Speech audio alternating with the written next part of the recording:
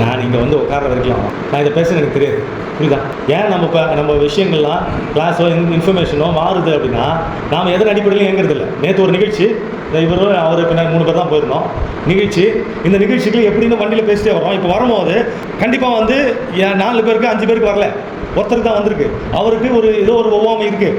ஆனால் அந்த ஒவ்வாமை கண்டுபிடிக்கிறதுக்கு அந்த இடத்துல முடியாது. அப்போது இமீடியட்டாக அவன் எப்படி ரியாக்ட் பண்ணுறான்? இந்த ட்ராமா கேர்னு வரும்போது அது அர்ஜென்சி, எமர்ஜென்சி. காட்டில் தானே எமர்ஜென்சி தானே, அங்கேருந்து வர்றதுக்கு இன்ஃபர்மேஷன் கொடுக்கறதுக்கு எப்படி 1/2 மணி நேரம் ஆகிடும் கரெக்டாக? எப்படி மருந்து இல்லை, இன்ஃபர்மேஷன் டவர் கிடையாது, சரியா?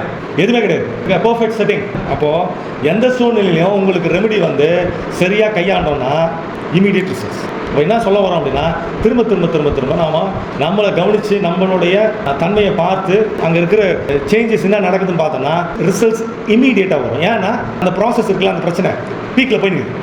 அப்படியே மேலே போய் அவர் அழ ஆரம்பிச்சிட்டாருன்னா, அன்கண்ட்ரோலாக சுரிகிறது, குதிக்கிறது, இது போடுறது அப்படி இருந்ததுன்னா, அப்போது ஒரே விஷயத்துக்கு இத்தனை ரெமெடி இருக்கும் பொழுது ஒரு மனிதனுக்கு ஒரு நோய்க்கு ஒரே முறை என்பது உலகம் முழுவதும் இப்போ பரவி இருக்கிற மேலை நாட்டு முறை என்பது தவறு.